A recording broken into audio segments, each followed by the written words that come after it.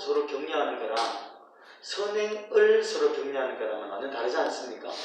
그래서 저는 좀 고집이 있어가지고 성경대로 불러요. 그래서 사랑과 선행을 서로 격려해. 이제 곡 지으신 분이 나오면 알겠는데 요 부분만큼은 바꿔서 부르죠. 그렇게 우리 한번 불러볼게요. 주 안에 우린 하나, 모습은 달라도 예수님 한 분만 바라네. 사랑과 선행을 서로 격려해. 따스한 물어보듬어 가리. 주님 우리 안에 함께 하시니 형제 자매의 기쁨과 슬픔 느끼네. 내 안에 있는 주님 모습 보네. 그분 기뻐하시네.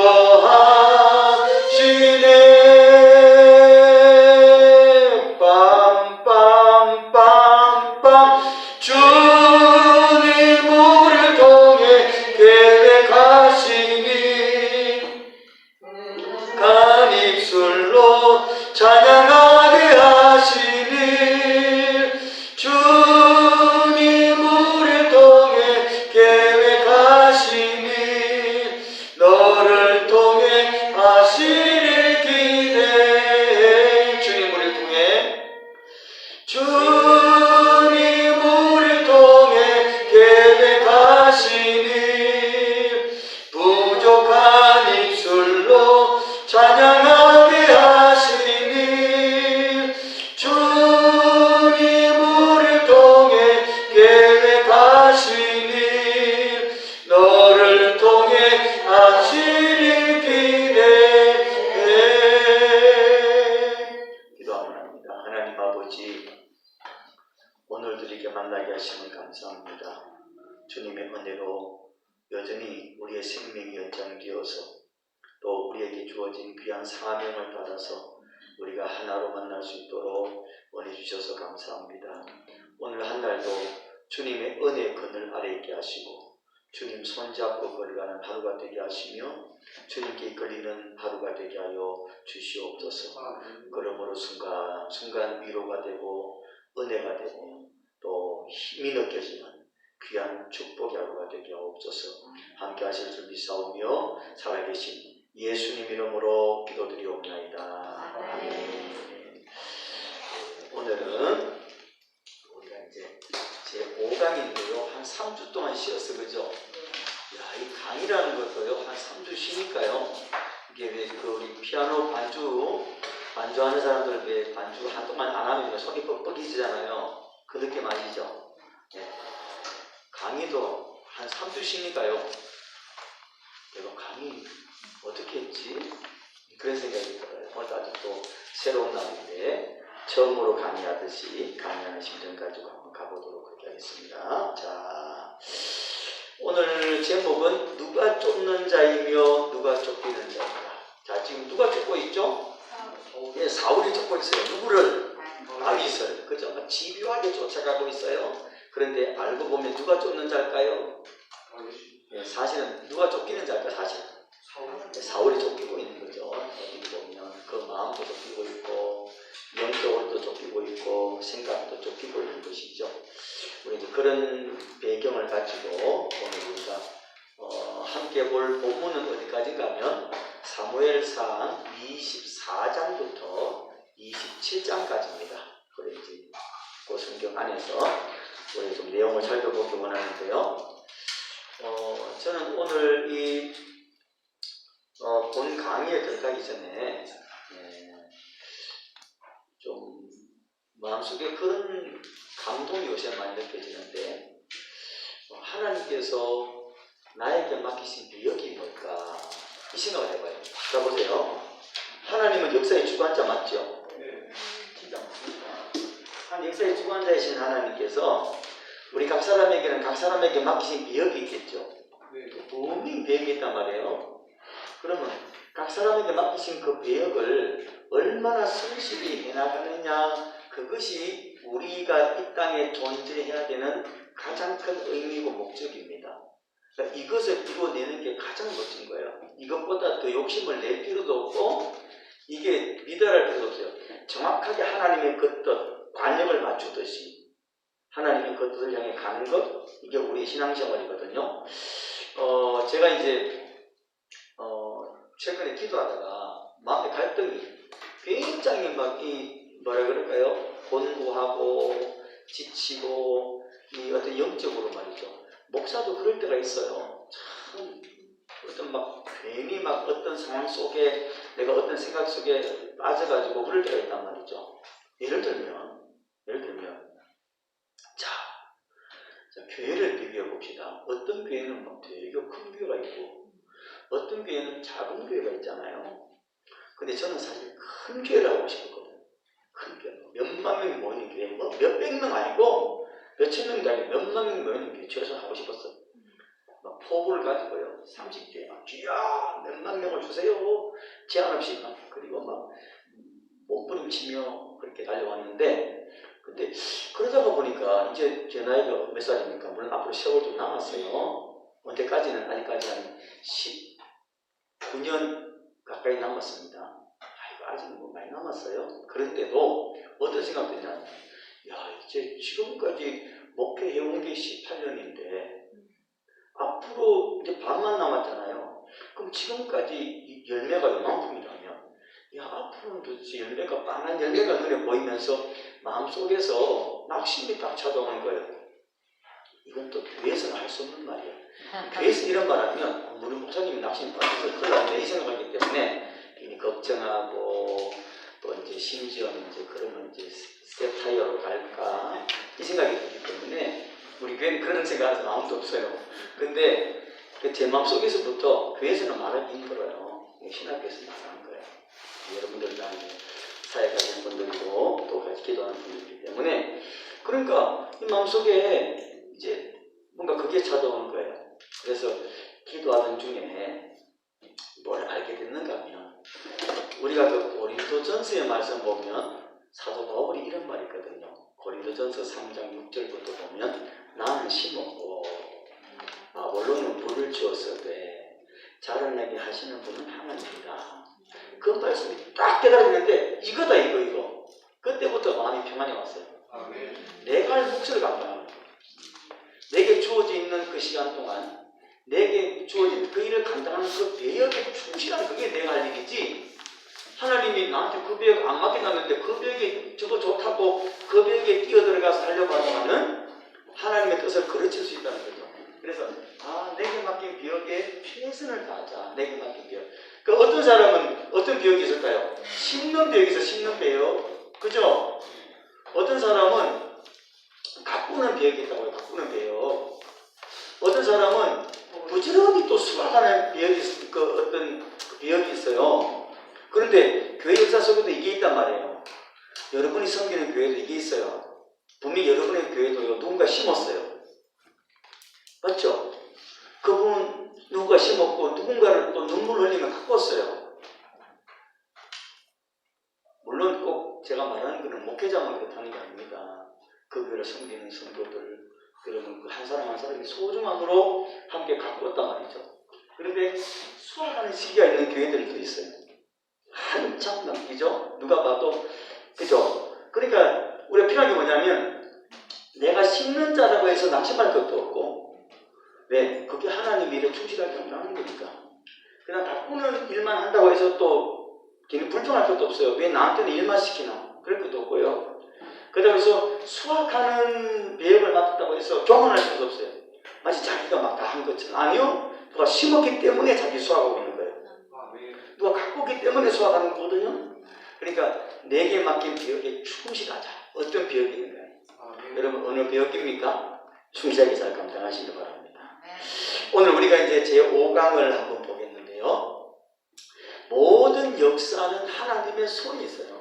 그러니까 하나님의 철저한 계획과 섭리 속에 각 사람에게 맡겨진 그 배역이 분명히 있어요. 그렇기 때문에 우리가 그런 관점에서 오늘 이 본문을 쭉 보면 사울이라고 하는 그 존재가 물론 뭐 사울이 믿음으로 살았던 사람 아닙니다만은 사울도 사울에게 주어진 그 배역이 있고 다윗에게 주어진 그 배역이 있구나라는 것을 우리가 분명하게 알게 되거든요. 자, 오늘 24장에는 어떤 게 나오던가요? 24장에 대표적으로 나오는 사건이 하나가 뭐였죠? 다윗이 사울의 옷자락을 베는 사건이죠. 아주 유명한 사건이잖아요. 그 다음에 25장에는요. 25장에는 대표적으로 나오는 사건이 아비가일의 사건입니다. 예, 나발의 아내. 이름도 참 나발입니다. 나발. 예, 근데 나발의 아내 이 아비가일의 사건인데, 하여튼 이 아비가일의 사건이 25장에 쭉 나오고요. 그 다음에 26장에는 뭐가 나오던가요?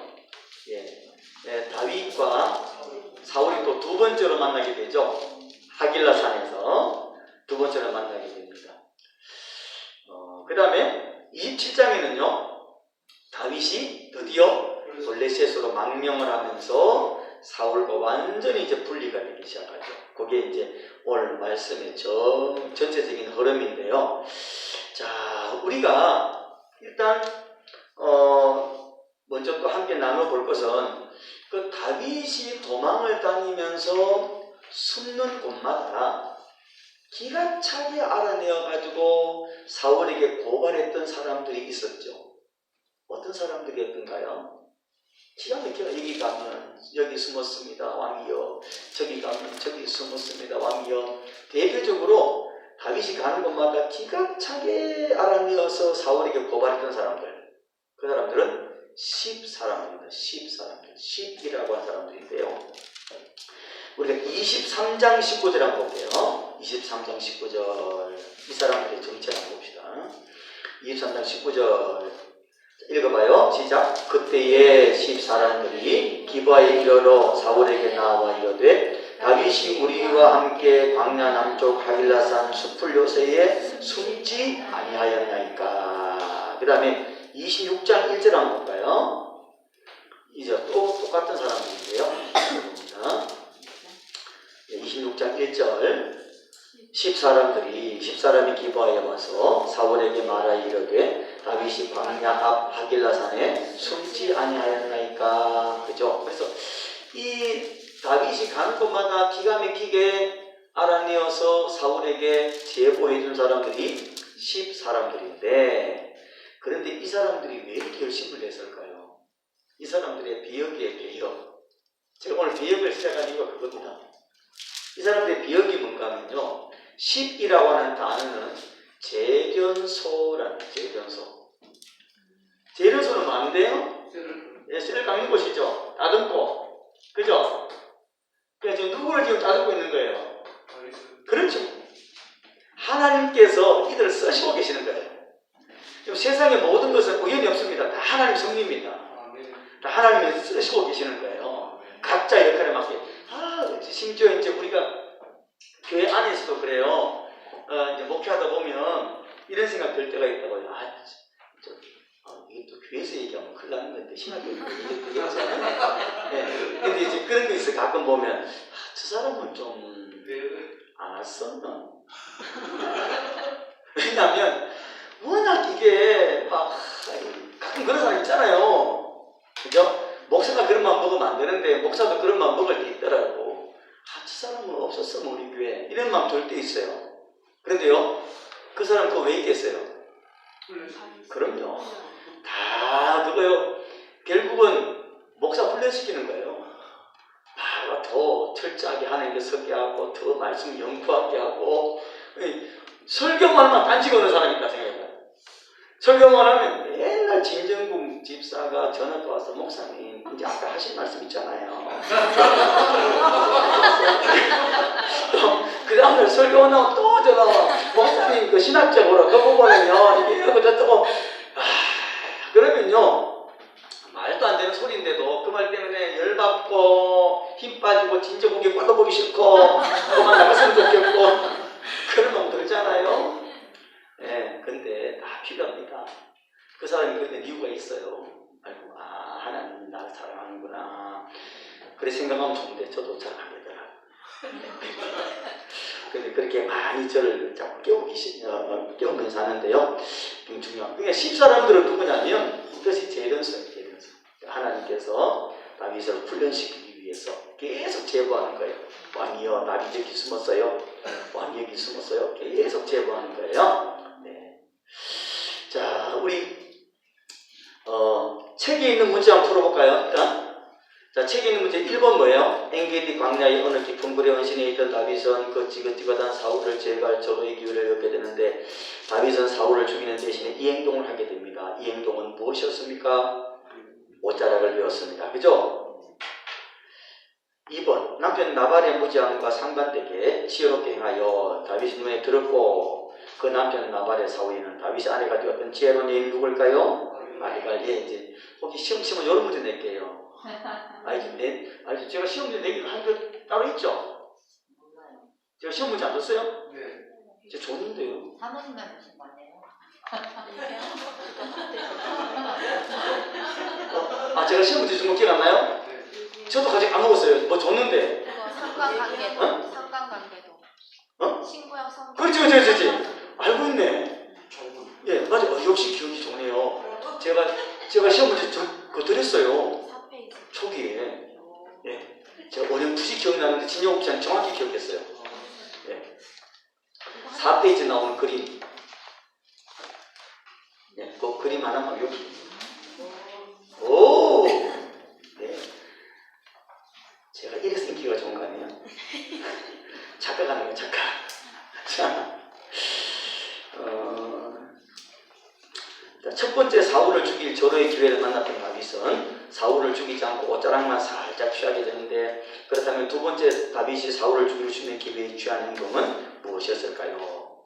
창과 물병을 취한 거죠. 창과 물병만 싹 취해서 오게 되죠. 다음에 마지막 문제. 사울을 피하여 더 이상 내 땅에 머무를 수 없었던 다윗은 망명길에 오르게 되는데 다윗이 정식으로 망명한 나라와 정착한 이곳은 어디일까요? 자, 이 문제는 먼저 맞추는 분에게 블레셋 어디? 어디? 찾아봐야지.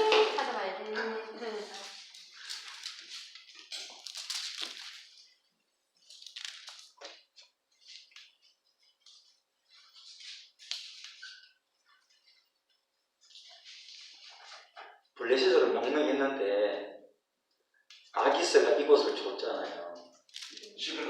시글락. 우와. 근데 문제는 저번에 시험 안 치는 거야. 네. 그래 넘어가겠습니다. 역시 여동생님 집사님 아주 센스 있어요. 네. 빨리 맞춰줘가지고 고마워요. 자, 우리가 사무엘상 24장에 보면 자, 이제 사무엘상 24장부터 한번 이렇게 쭉 내용이 한번 들어가 보도록 그렇게 하겠는데요. 다윗이 어디로 피신하게 되는가 하면, 지난 시간에 보면 다윗이 그일라를 구원했던 거 기억하시죠? 그일라의 그 타작마당, 탈취되는 그 타작마당에 도망자 다윗이 그일라를 구원합니다. 그죠? 그런데 또다시 사울의 추격을 받게 되면서 다윗은 마온 황무지를 지나서 드디어 그 유명한 엔게디 광야에 머무르게 됩니다. 엔게디.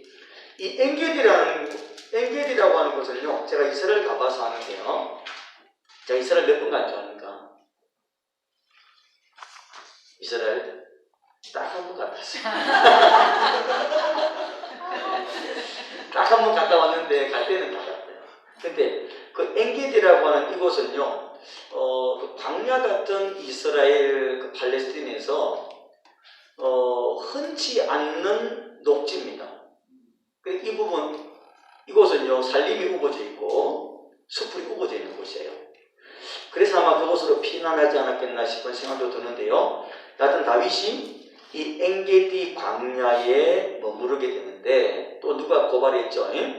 그러면서 사울이 정예 군사 3,000명을 데리고 엔게디로 옵니다. 이제 그게 오늘 본문이거든요. 24장 한번 볼까요? 1절부터 3절까지. 사울이 블레셋 사람 쫓다가 돌아오매 어떤 사람이 그에게 말하 이르되 보소서 다윗이 엔게디 광야에 있더이다니 사울이 온 이스라엘에서 택한 사람 3,000명을 거느리고 다윗과 그의 사람들을 찾으러 전령소 바위로 갈새 길가 양의 우리에 이른즉 굴이 있는지라 사울이 뒤를 보러 들어가니라 다윗과 그의 사람들이 그 굴 깊은 곳에 있더니 자, 요 배경을 우리가 거의 압니다. 그죠? 그러니까 엔게디 광야의 어떤 굴의 피신에 있던 그 다윗과 그리고 또 다윗을 추격하러 왔던 그 사울의 만남이 공교롭게도 이 동굴 안에서 이루어져요. 근데 이 동굴은 밖에서 안으로 들어올 때 잘 보일까요? 안에서 밖에를 볼 때 잘 보일까요? 그렇죠. 그러니까 다윗은 보고 있는 거죠, 그건 이미. 그러나 사울은 알지 못해요. 그런데 우리가 이제 이 본문에 사울이 뭐하러 들어갔을까? 이제 주로 보면 요 본문에 보면 사울이 뒤를 보러 들어갔다 그랬잖아요. 뒤를 보러. 그래서 많은 분들이 용변 보러 갔다 그렇게 이제 이해를 하고 있어요. 그것도 맞을 수도 있어요. 왜냐면 정확한 뜻을 알 수는 없는데 사실 용변 보러 갔다기보다는 사울은 쉬러 갔다고 보는 게 또 맞아요. 요즘 보면 그렇게 해석이 많이 되고 있기 때문에 여하튼 뭐 쉬러 갔든 용변을 보러 갔든 여하튼 사울은 그 굴 속으로 들어가게 되었고요. 자, 그 굴에 들어갔을 때 어떤 일이 생기는가 하면 이제 굉장히 어떻게 보면 다윗이 사울을 자기 원수인 사울을 죽일 수 있는 절호의 기회 아닙니까? 제가 다윗 입장을 생각해 봤어요. 여러분이라면 어떻게 했을 것 같아요? 마음이 어땠을까요? 다윗은 갈등했을까요? 이참에 끝낼까? 갈등했을까요? 했겠죠. 왜냐하면 옆에 있는 다윗 주변의 사람은 전부 다 이구동성으로 방해요. 지금 기회입니다. 다윗이 지금 기회입니다. 지금 하나님 당신한테 기회 준다 안 그랬습니까? 근데 신기한 게 뭔 줄 아세요?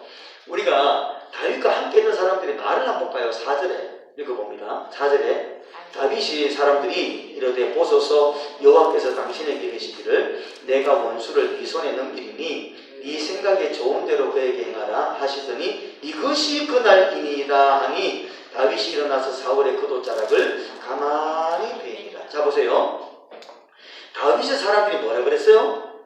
여호와께서 당신에게 이르시기를 내가 원수를 네 손에 넘기리니 내 생각에 좋은 대로 그에게 행하라 하시더니 이것이 그날입니다. 하나님이 이 말씀 하셨어요? 안 하셨어요? 제가 이렇게 물어볼 때는 했었으면 안 물어봤을 거예요. 하나님 이 말 한 적이 없어요. 근데 희한하게도 만들어냈어. 참 기가 막히죠? 하나님이 하지도 않은 말을 만들어냈다고요. 원래 인류 역사 시작의 범죄는 그것부터 시작되지 않습니까? 우리가 창세기 보면요.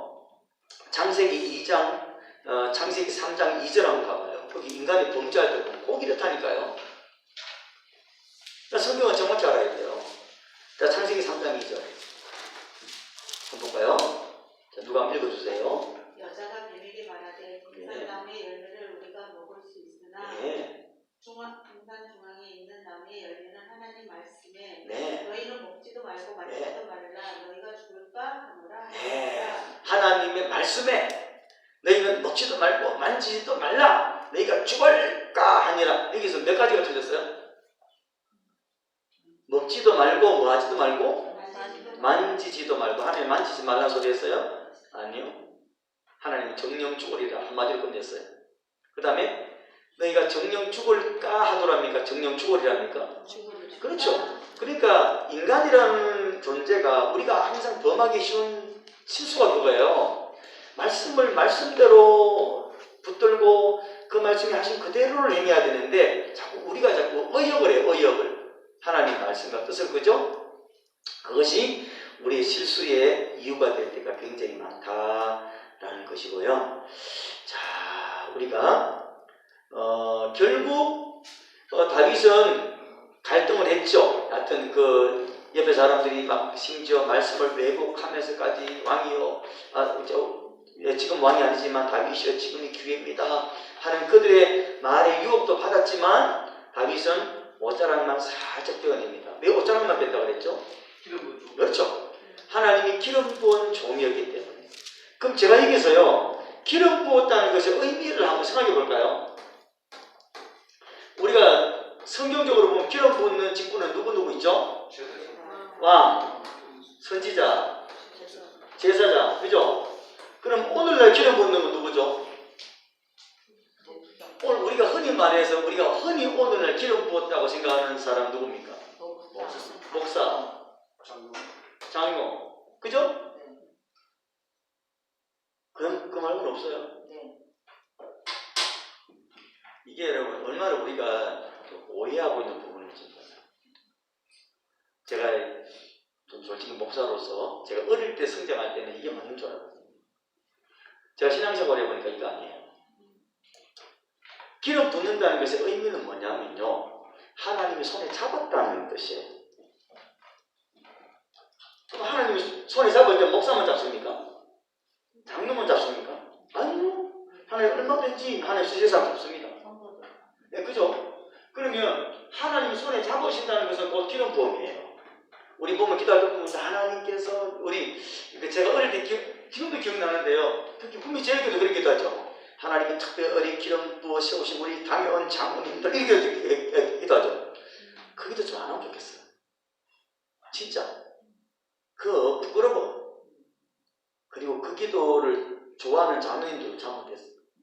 그 기도 하는 교인도 잘못했어요. 그리고 왠지 인간에게 아우하는 듯한 기도잖아요. 그냥 기도하세요. 하나님이 우리 장로님들 세우셨는데 신실하게 주의 길을 잘 섬기게 도와주세요. 그 기도하란 말이죠. 그 기도.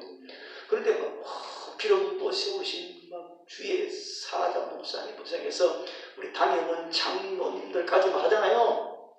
네, 그건 좋은 기도는 아니에요. 모범적인 기도는 아니고요.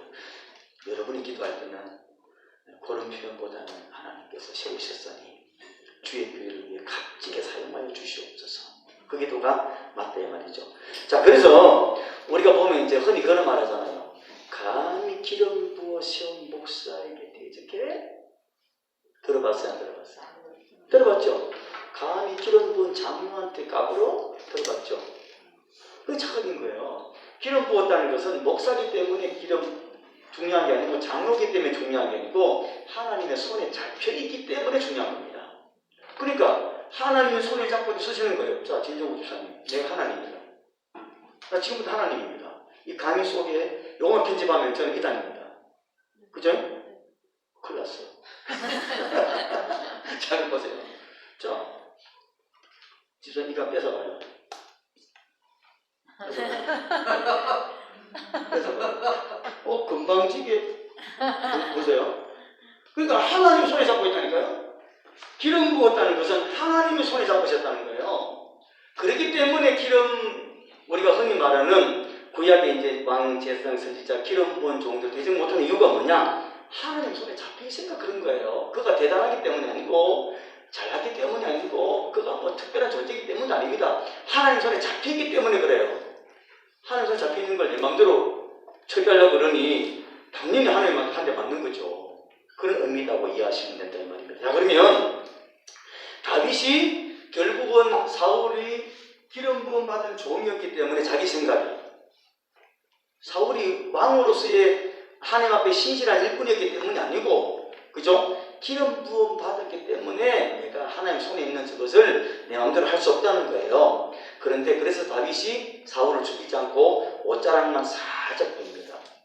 그런데 이게요, 옷자락을 뺀 이 사건이 가지고 있는 의미가요, 굉장히 중요한 의미를 가지고 있습니다.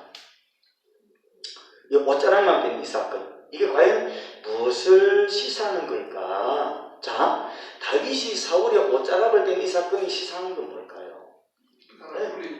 네? 분리되는 거. 누구라는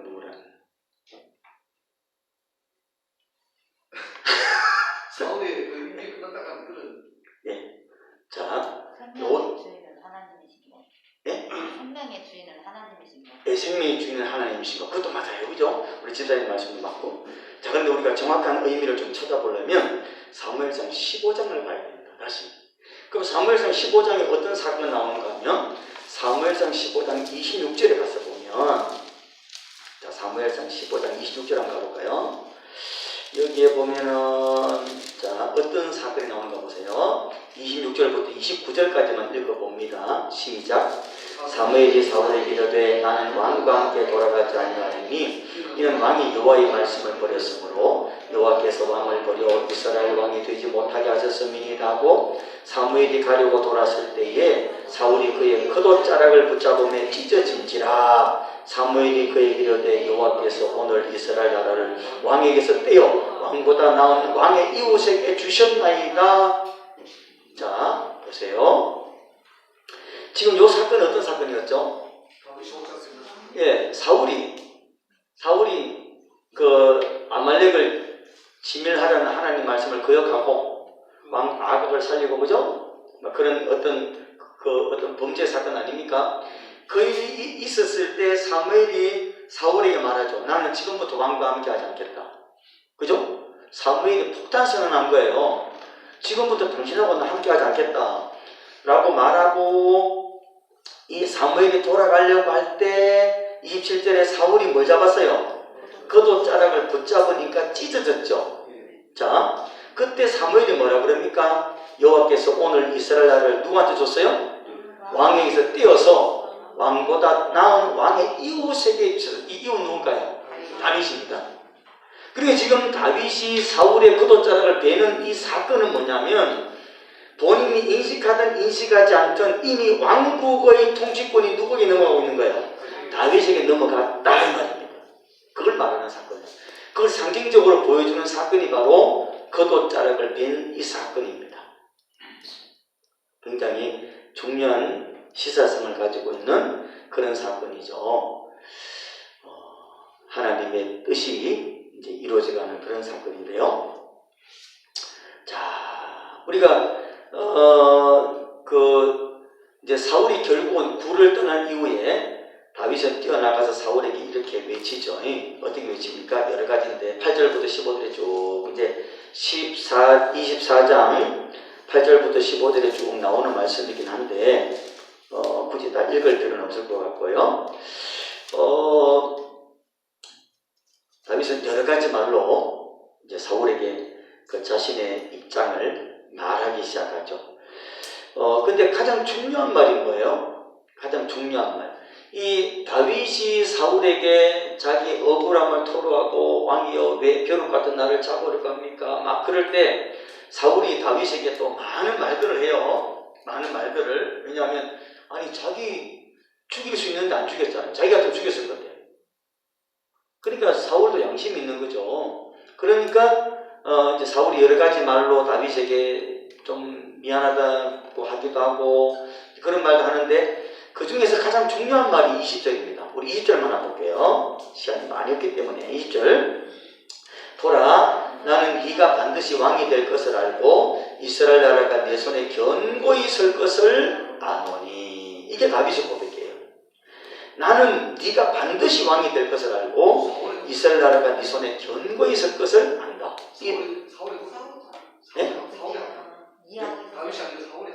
예, 그러니까 사울이 다윗에게. 예, 말에 지금 제가 이해했어요. 이해했어요? 예, 사울이 척하면 삼천리, 툭하면 호박 떨어지는 소리. 그죠? 네, 사울이 다윗에게 한 소리죠. 이거는 자기가 어떤 의미로 했든지 간에 하나님의 뜻이 이루어져 가는 것을 고백한 거죠.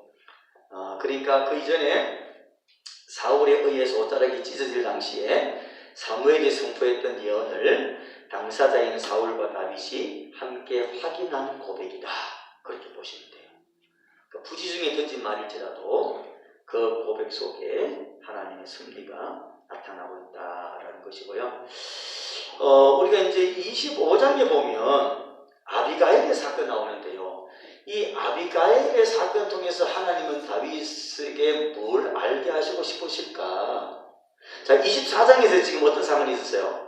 다윗이 지금 여전히 계속 쫓겨다니고 있잖아요. 생명의 위협을 당하면서 쫓겨다니잖아요. 그럼 25절에 반짝 등장하는 이 사건을 통해서 말씀하고 싶은 게 뭘까? 아비가일의 사건 통해서. 그죠? 우리가 25장에 보면 25장의 시작은 1절인데 1절에서는 뭐가 나오나요? 예. 요게 그냥 관심 깊게 안 보면 못 볼 정도의 위치에서 딱 있다가 딱 사라지죠. 25장 1절을 보면 읽어봅니다. 사무엘이 죽음에 온 이스라엘 무리가 모여 그를 두고 슬피 울며 라마 그의 집에서 그를 장사한지라. 다윗이 일어나 바란 광야로 내려가니라. 자 보세요. 사무엘이 누굽니까? 새 역사를 열었던 사람입니다. 근데 사무엘이 죽었는데 이래밖에 안 한다고 표현을? 제가 사무엘 같으면 화날 것 같아. 내가 얼마나 큰일 했는데. 아니 사무엘이 죽었는데 우리 성경 보면 모세 죽었는가 보세요. 다윗 그 어떤 성경에 요셉 죽었는가 보세요. 얼마나 성대하게 표현했는지요. 근데 사무엘이 죽은 거는 이렇게밖에 표현 안 했어요. 아주 간단하게. 사무엘이 죽었더니 온 이스라엘 무리가 모여서 그를 두고 슬피 울며 라마 그의 집에 장사한지라 한 다음에 바로 쭉 넘어가가지고 다윗이 바란 광야로 내려갔다. 그러면서 바로 뭐가 나오냐면 아비가일의 사건으로 그냥 퉁치고 넘어갑니다. 아니 이거 뭐 하고 싶은 거예요, 저 하나님이?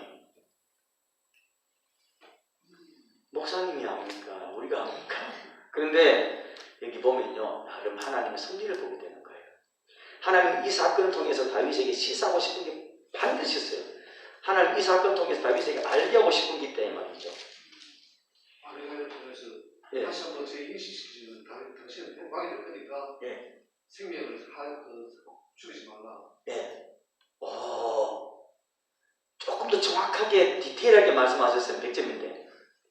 그러니까 하나님이 아비가일의 사건 통해서, 그죠? 25장에 나오는 이 아비가일과의 이 사건 통해서 하나님께서 다윗에게 하시는 그 중요 메시지는요, 네가 하지 말아요. 네가 하지 마라. 내가 할게. 절대 네가 손대지 마라. 아무리 위급한 상황 만나고 아무리 뭐 네가 위협을 당할지라도 절대 내가 너를 보호할 테니까 너는 네가 나서지 말고 내가 할 테니까 네한테 맡겨라. 그 말이거든요. 이 다윗이 지금 어디로 내려갔습니까? 바란 광야로 갔죠. 바란 광야가 어디든가요? 바란 광야가 어디예요? 바란 광야. 옛날에 우리 신학교 다닐 때 우리 이런 노래 있었어요. 이런 노래 있었어요. 노래 생각나네.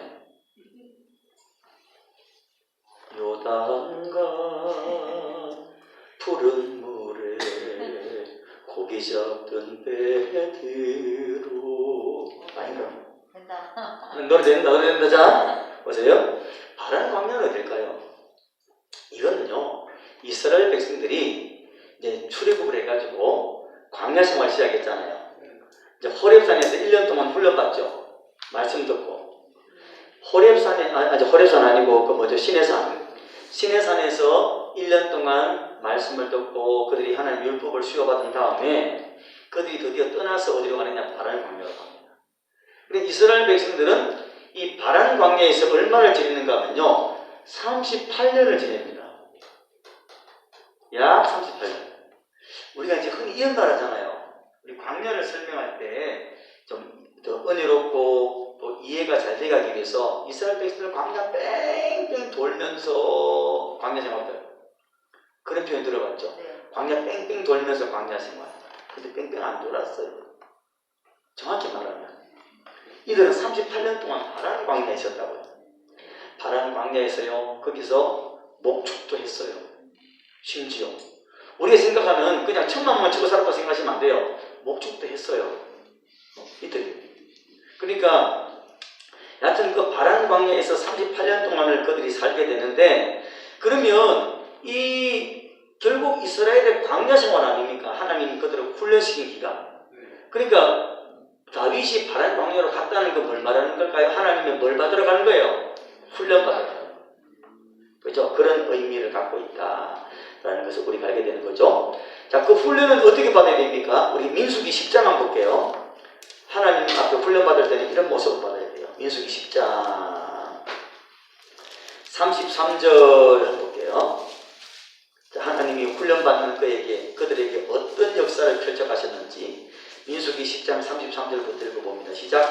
그들이 여호와의 산에서 떠나 3일 길을 갈 때에 여호와의 언약궤가 그 3일 길에 앞서가며 그들이 쉴 곳을 찾았고 그들이 진영을 떠날 때에 낮에는 여호와의 구름이 그 위에 덮였었더라.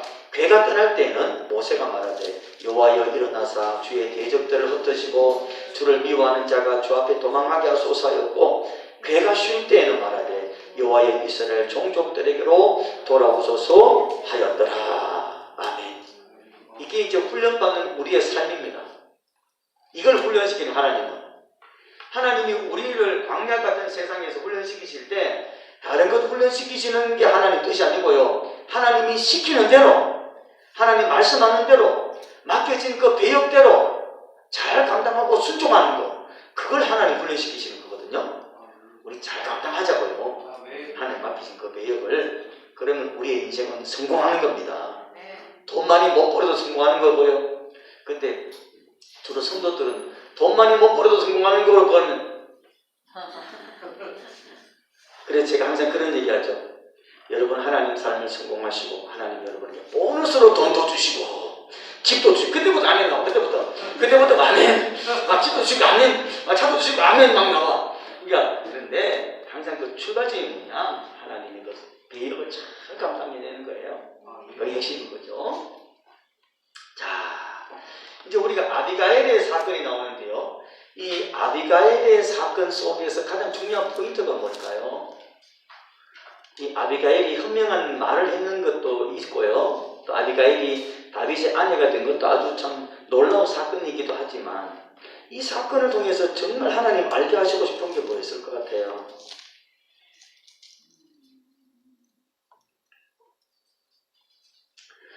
자, 아비가일이 굉장히 똑똑한 여인이죠.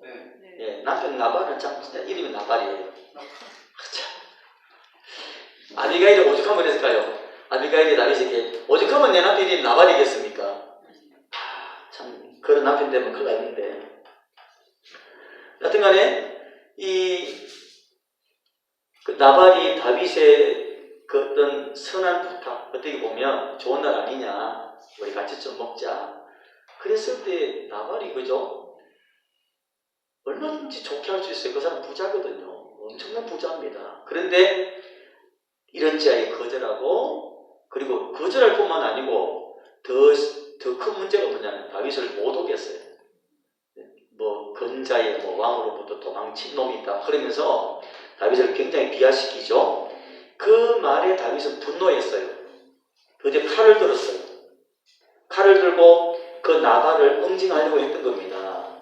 근데 하나님이 아비가일에게 이 소식을 듣게 하시고, 아비가일이 이제 그 다윗 그 일을 막기 위해서 아비가일이 이제 엄청난, 그죠, 음식들을 바리바리 싣고, 그죠, 여기 보면 떡 200덩이, 포도주 2가죽 부대, 요리한 양 5마리, 볶은 곡식 5세야, 금포도 100송이, 무화과 뭉치 200개. 제가 이걸 보고요, 야, 아비가일 손 크다. 용사가 숫자가 많이 있으니까. 네? 다윗이 함께 있는 용사들이 많으니까. 그렇겠죠. 예, 그러니까 막 바리바리 싣고 지금. 배부르게는 먹어야 되니까. 야, 역시. 야, 우리 권사님 손이 큰가 봐. 그래서 지금 바리바리 싣고 지금 이 아비가일이 다윗을 찾아가게 되고, 결국 이제 다윗의 군대를 만나게 되죠. 지금 나발을 지금 죽이려고 오는 그 다윗 군대를 만나게 되고, 그러면서 이 아비가일을 통해서 이제 그 갈등이 해결되고요. 결국 다윗이 나발을 직접 응징하려고 했는데 하나님 그걸 막으신 거예요. 그러니까 네 방법으로 하지 마라 이거예요. 그러면서 하나님이 결국 어떻게 하십니까? 그러면 그 이후에 나발은 어떻게 됐어요? 나발은 죽었어요. 나발은 어떻게 죽었습니까? 나발 70, 나발 70. 예, 그러니까 성경을 정확히 보면요, 나발은 그냥 죽은 게 아니고 하나님 쳤어요. 쳤다고 분명히 말해요. 그죠? 몇 절입니까? 38절. 한번 읽어볼게요. 자, 37절부터 읽어볼게요. 아침에 나발이 포도주에서 깬 후에 그의 아내가 그에게 이를 말하매 그가 낙담하여 몸이 돌고같이 되었더니 한 열흘 후에 여호와께서 나발을 치시며 그가 죽었어요.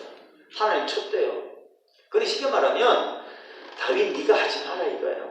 내가 하겠다 이거예요. 하는 그것을 계속 다윗에게 훈련시키고 있는 것을 우리가 볼 수가 있습니다.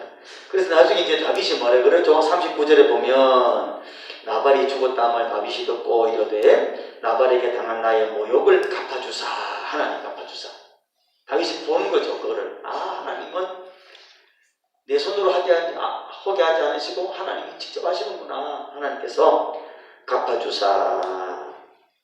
종으로 악한 일을 하지 않게 하신 여호와를 찬송할지로다. 그렇게 고백하는 것을 우리가 볼 수 있습니다. 이제 이러면서 이제 하나님이 계속 다윗에게 훈련시키시는 게 뭘까요? 자기 방법 쓰고 싶을 때마다 네가 하지만 내가 할게. 자기 방법 쓰고 싶을 때마다 네가 할게. 내가 할게. 진정우시면 자기 방법 쓰고 싶을 때마다 네가 하지만 내가 할게. 그죠? 우리 박민서 사모님 내가 하고 싶을 때마다 뭐예요? 네가 하지만 내가 할게. 그거예요. 하나님 뜻이라는 거예요. 자, 우리가 잠시 한 5분만 쉴까요? 5분, 그죠?